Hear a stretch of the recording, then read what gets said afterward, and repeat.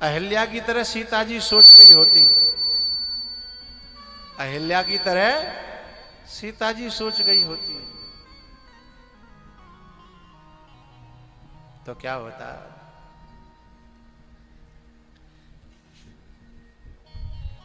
अहिल्या ने अपने मन को समझा लिया, लेकिन क्योंकि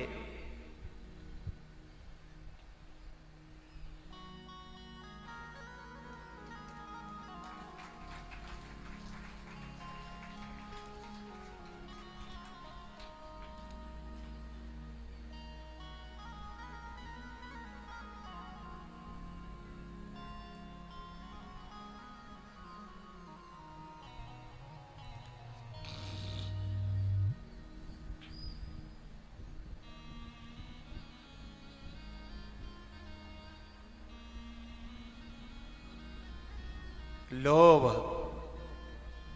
अहिल्या के भीतर आ गया, लोभ प्रताप बानु के भीतर आ गया, लोभ कैकेयी के भीतर आ गया है। और ये तीनों ही कलंकित हो गए, क्योंकि जब लोभ आता है तो सत्य से दूर करता है, लोभ आता है तो हकीकत से दूर करता है।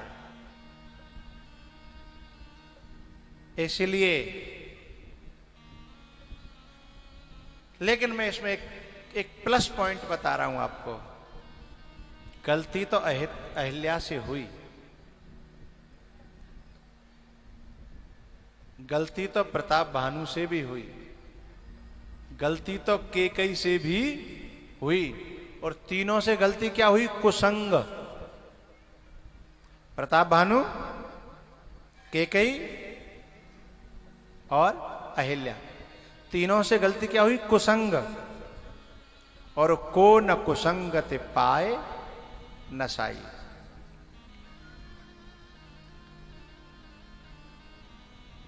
मंथरा के कैकेयी के जीवन में कुसंग कुछ क्षणों का था, ऐसा कलंक लगा कि आज तक भी कोई अपनी बेटी का नाम,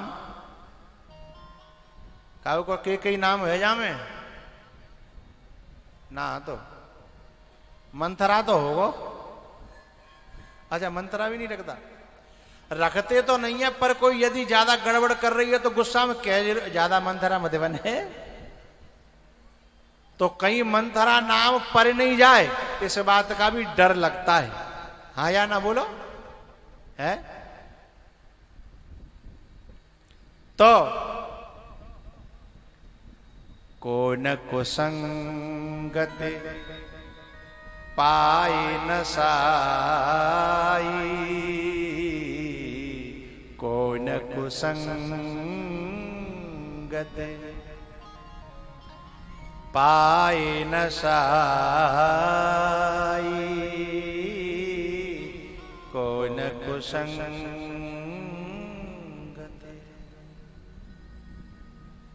अहिल्या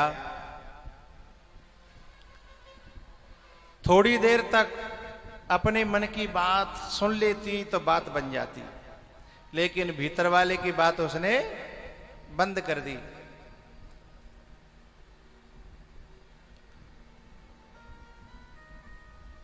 आखिरकार इंद्र और अहिल्या का संयोग हुआ, और जब गौतम ऋषि आए तो उन्होंने श्राप दे दिया। श्राप देखने में लगता है कि अहिल्या की गलती नहीं थी, लेकिन समझदार लोग जानते हैं कि अहिल्या की गलती थी। श्राप दिया,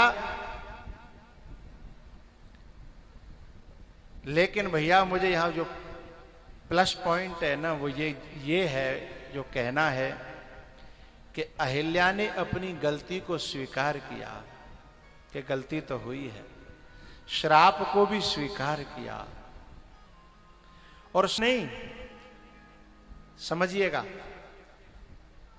प्रत्येक व्यक्ति के जीवन में दुख भी आते हैं, सुख भी आते हैं, बुराई भी आती है, भलाई भी आती है।